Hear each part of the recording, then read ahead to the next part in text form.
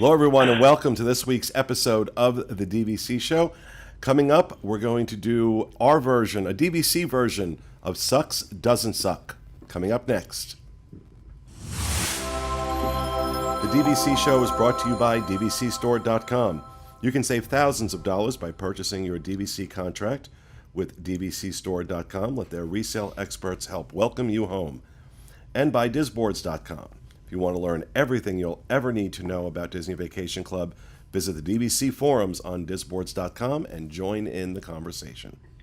Well, hello, everyone, and welcome to the show, coming to you from the Bob Varley Studio in Orlando, Florida. I'm your host, Pete Werner, joined at the table this week by my good friends from the DVC store, Mr. Jerry Saito. Hi, it doesn't suck. Joining us via Skype, Mr. Pete Shidley. Hi there. And back on the controls, the Fiasco. Fiasco. Okay, so Fiasco sucks. Okay. I'm not saying another word. Okay, well, welcome everybody. Hope your week is off to a good start. Before we get started, and I kind of explain how this show is going to go for those who may not know, I just want to say if you are a DVC owner and you are looking to sell your DVC property, you need to give this guy over here to my left a call. I'd be happy to help. And 800 550-6493. and or DVCstore.com. They go quick. Yeah. They go quick when they get listed, like under 30 days.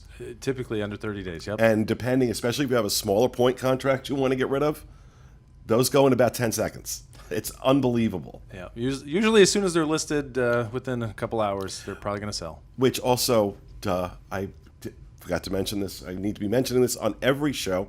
You guys started doing a text alert system.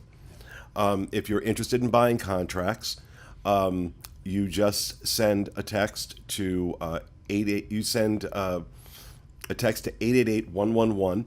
There'll be a link in the show notes because you have to send which property you're interested in. There's a special keyword, so like boardwalk to 888-111, and then there's a link. Lowercase, no spaces. Right. Yeah. Case sensitive. It's all lowercase, no spaces. But you'll get a text back with a link. You click that link. You fill in your information. You can select up to 3 different use years. And then anytime a new contract gets listed with the DVC store that matches what you're looking for, so resort and use year, you will get a text letting you know. So really cool. Just head over to DVCstore.com, and there's a link there on their homepage for it. But we'll have a link in the show notes just below this. Okay, so with that out of the way. Back when I was hosting I don't think you guys have done it since I stopped hosting the Best and Worst shows. I've never done this. I've watched your videos, but I've never done it. So it's a great idea that Sean Falk had actually when we were doing the Best and Worst shows, called Sucks Doesn't Suck. So what I do is these guys don't know what topic I'm going to throw out, but everybody has a paddle. One paddle says doesn't suck. One paddle says suck. So the rules are I am going to throw out something, and you just got to react, okay? There's no like, oh, I don't know, maybe. You got to react. So whatever your first impulse is, that's the one that goes up. You can't switch, okay? So let's start out with Olivia's restaurant at Old Key West. Paddles, please. The correct answer, let's see what Jerry said. Doesn't suck. Oh, doesn't suck. Doesn't suck. Doesn't Pete? Suck. Doesn't suck. So I've never eaten at Olivia's, but I hold up that doesn't suck because I don't want to say something sucks that I haven't been to yet. It, in fact, doesn't suck. So the correct answer was doesn't suck. So I will give the correct answer, what I think. But no, you know what? Was there recently, and they're doing a brunch on Sundays now. That was surprisingly good. I've had a couple meals there now, and they've been really good meals. It's always consistent, yeah. Well, not always. I mean, I've always had consistency. I've had some off meals there. As a matter of fact, now this was many, many years ago. When I do my dining reviews, sometimes I will use an expression called the flavor vacuum, that the food was run through a flavor vacuum before it was served. That was born in 2000 at Olivia's, because here was this dish that looked great and should have been really tasty, but it had absolutely no flavor. But I will say that recently, I've had about 3 or 4 experiences there, the most recent one being about 3 weeks ago for brunch, and I was blown away. It was so good, and the service was phenomenal. So that's kind of how this works. So we're just going to throw out a couple here. We'll do these every so often. They're a lot of fun. They're a little something different. Let's move on to another one. Saratoga Springs. Come on, answers. Oh God, that's a tough. Pete? Sorry. Okay, keep them up. You said Jerry? first instinct. Jerry says doesn't suck. I think being close to Disney Springs with all the entertainment and restaurants and the new renovations that are coming there, plus I love it. I like Saratoga. I own Saratoga Springs, but it's not my favorite resort, but I do like it for what it has to offer. It was tough because economically it makes the most sense to purchase. It's really close to some great entertainment and restaurants. But it is the DVC resort of last resort. Yeah, I mean, unfortunately, it has come to that. for value, it's a great purchase. Again, you can use your points 7 months out at any location. So it was a toss-up. If I had my choice to stay between Saratoga Springs and another resort, I'd probably stay somewhere else. But I like what it has to offer. And Fiasco. So I said doesn't suck, but there is things about Saratoga Springs. I mean, it's huge. The resort is enormous, and we were talking about this a little bit in a previous show, but it's very likely that where your room is going to be very far away from just about everything. And it's a hike to get to where you actually want to go. The proximity to Disney Springs is awesome, but I mean, I won't get into it too much, but we have a thing coming out with Saratoga later that I get into it more, so I'll save it for that. But yeah, doesn't suck mostly. Now, disagreeing with the two of you is Mr. Scheidley. Yeah, and it was, you said, what's your first instinct? We've stayed there, and there's a lot to like about the resort, but the first thing I think of is the busing there and how it really reminds me of being at like Caribbean Beach or one of those resorts where you got to stop 5 or 6 times before you get to where you want to go. And as Corey just mentioned, how spread out it is, how you got to walk half a mile unless you're in one of the preferred sections.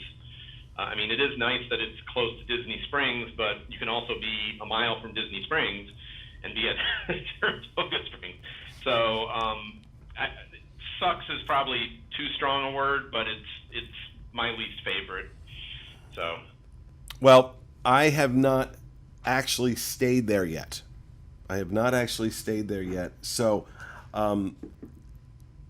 I could break either way on this, but I'm going to say doesn't suck. Right now, the reason that I'm even hesitating is that the rooms are being renovated, and there's a lot of buildings to get to, and it's going to take a while for this renovation to happen. And the condition of the rooms right now, from what we've been hearing, the rooms that haven't been renovated are pretty bad. That, coupled with the fact that it is so sprawling, coupled with the fact that I think it has an absolutely terrible quick service location, and that Disney Springs is close by, but if you're not staying in Congress Park, It's not close. it's not close. If you're staying in the Congress Park area, it's an easy walk over to Disney Springs. But if you're not, then it's the Disney Trail of Tears. There's that. But I'm not ready to say it sucks. So if I can't say it with feeling, I'm going to go with doesn't suck. But we also have an episode coming up where we discuss making the case for Saratoga Springs. Kind of interesting what one person who wrote a blog for DVC Store had to say about making the case for Saratoga Springs. And by the time I was done reading it, because So- I just passed right of first refusal on a Saratoga Springs contract, but I was going for the cheap points. Yeah. So, all right, next one. This might be divisive. Parties, exclusive parties at Top of the World Lounge. Oh, quick. Come on, come on. Okay, we have 3 sucks. Pete, why does it suck? I think it's unfair to the owners there. I think part of the reason they bought there is so that they can come on those holidays and go up to if they don't have a theme park view room, they can go up to the Top of the World Lounge and watch the fireworks. And now all of a sudden, if you're an owner there and you booked your room for the holiday, you get there and never mind, you can't go. You got to pay $100 or $200 or it's already booked up. So that's why. I mean, I'm sure the events are very nice, but it's tough when you buy something for a certain benefit and then that benefit is taken away. All right, Fiasco.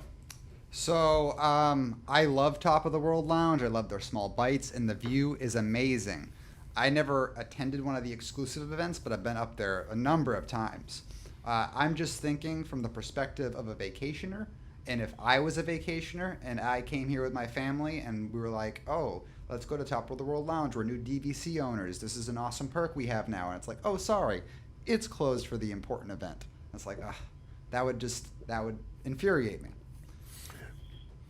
Sorry, Gary? folks. Wally World's closed. Yeah, I totally agree. I totally agree. So both Peter and Fiasco, I think you're dead on. So I'm in agreement. with And both I of am not. I am in the doesn't suck category.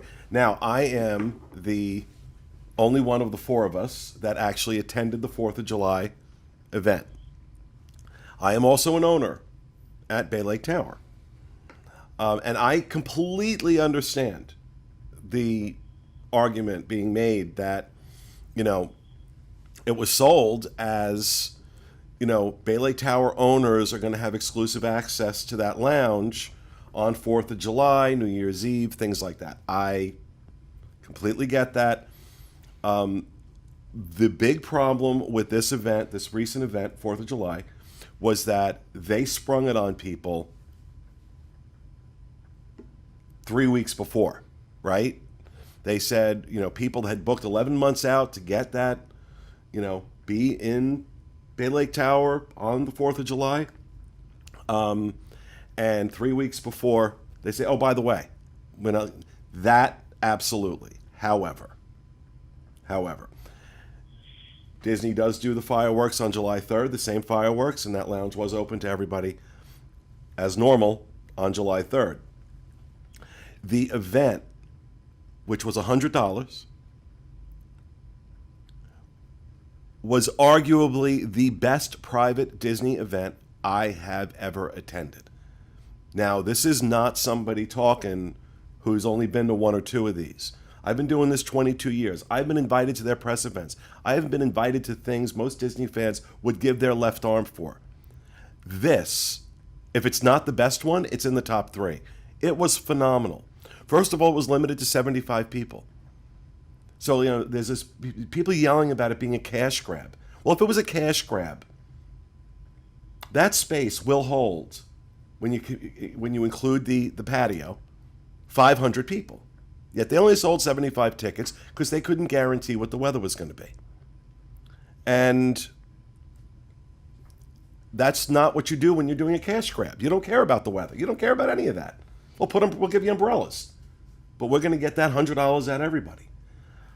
The food was phenomenal. The service was phenomenal. Again, another DVC event where I felt appreciated as a member. And again, I'm not taking anything away from people who are upset about it and why. I think they have every right to be upset, especially given the way DVC handled it. However, they have now made, they told me privately, they've also now made, I think a public statement was made that going forward, people with reservations at Bay Lake Tower during when one of these events are going to happen, they will get emailed and have the first crack at booking these, which I think is fair. I think that's fair. I would agree. If that's what they do, then I don't have an issue with it. And that's what they're going to do. Look, I know that there's a narrative, and again, I'm new, okay? But I'm to just go off what I see. And I do talk to some of these folks. I have relationships in there. The same management team that runs DVC also runs Disney Cruise Line and Adventures by Disney. And on the Dreams Unlimited travel side, I do a lot of business with them. So I have some friends over there. And I got to tell you, everything I've seen from these private events, I'm stunned.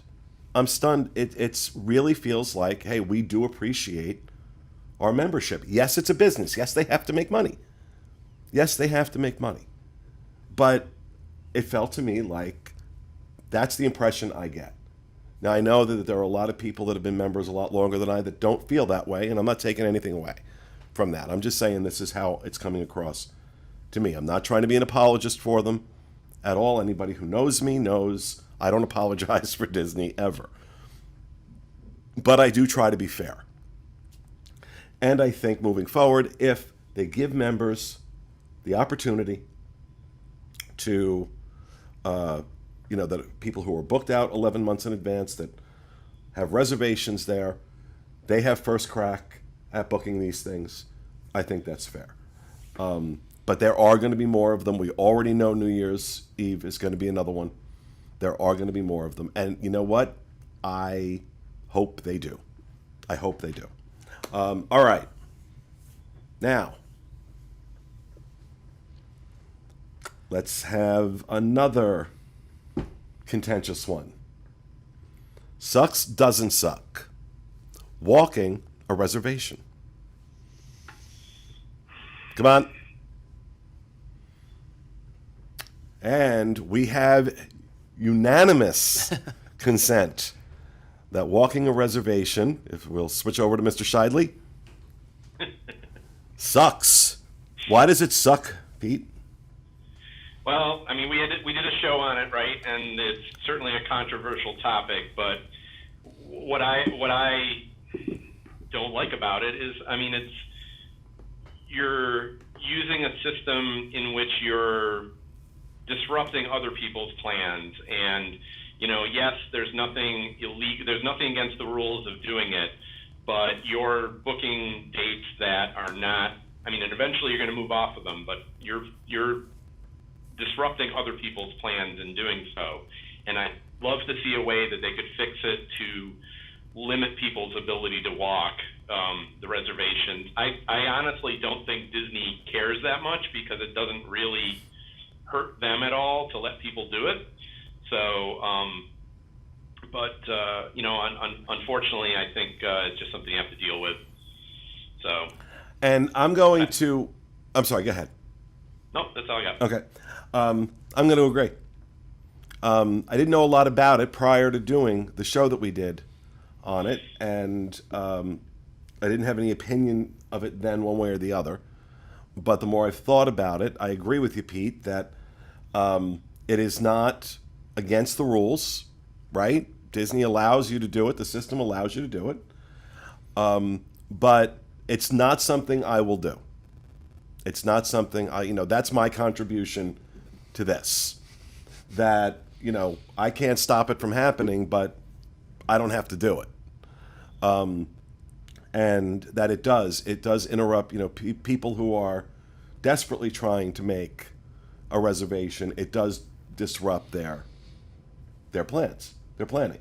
I totally agree. Yeah, I think it's a loophole that people have figured out, and it ultimately adversely affects the membership for those people trying to get those reservations. So I agree. I don't think it's a good thing at all.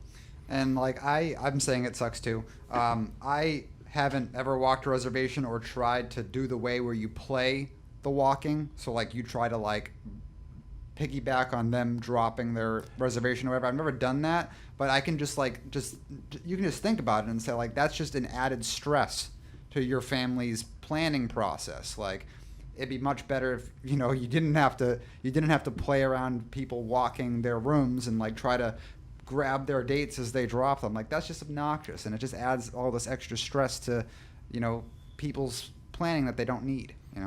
All right, and last but not least, now I realize it's not open yet, but based on what we know, sucks doesn't suck.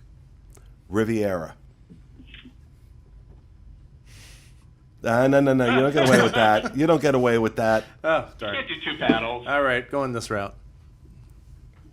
So, we have split decision. Jerry, you say it sucks. Why? I just hate that they put the resale restriction on it. Aside from that, I love the idea of the Riviera. I think that the gondola system and the transportation is going to be cool. It's different. I like the theming. Like my mom's from France, so that whole Riviera kind of feel to it is going to be great. I mean, there's definitely things I love about the Riviera, but the one thing I just can't get over is the restriction. I feel like they're only hurting their members by affecting the value of their property by taking that property and only having one when they sell it. They're going to only have one. The buyer only has one place to use it. So I think it's just that's what sucks for me. And Fiasco, you say doesn't suck. Yeah, so the resale restriction definitely does suck with Disney's strong arm there, but I think that I don't know. I don't feel fair judging Riviera based on that because that's something that they're just gonna do going forward, right? So either it's gonna affect all the resorts going forward that they start to sell, or they're going to backpedal and stop with the strong arm on Riviera. But as Riviera as a whole, I really like the look of it. I like the idea of it, and I'm excited to stay there. So it doesn't suck for me. Mr. Scheidley. Yeah, I mean, I don't. To me, I don't think the resale restrictions should hurt what you think of the resort. So it looks to me like it's a beautiful resort. I like the way that they managed to take a location that isn't a prime location and put the Skyliner in and make it a prime location, which is to me part of what DVC is part of being a deluxe is convenience to at least one of the parks. So I think to me it's going to be a beautiful resort. I also like that they didn't put any cabins or anything like that there. So that makes me happy as well. So I say doesn't suck. Well, I could break either way on this. I think it looks like it's going to be beautiful. I'm with Jerry, though. The resale restrictions are a non-starter for me. I won't buy it. I will not buy there because of the resale restrictions. And the fact that it's basically on the grounds with Caribbean Beach Resort, for me, is just a non-starter. Now, this may change after it opens. I may feel differently after I see it. But based on everything I know right now, if I'm not willing, especially while I'm in, acquisition mode with points and contracts, if I'm not willing to buy it, if it's strong enough, if these negatives are strong enough that I would rather buy in at Copper Creek than at Riviera, then yeah, for me, I guess it sucks. So, all right, that is going to do it for this episode. That was fun. We got to do this more. Yeah. This was such a great idea that Sean had. Yeah. We'll have to make sure he's here for one of these next time we do it. You gotta send me some paddles though. Yeah, we got to send you some paddles, no question. So that's going to do it for our show for this week. We hope you enjoyed it. And we'll see you again next week with another episode of the DVC Show. Have a great week, folks.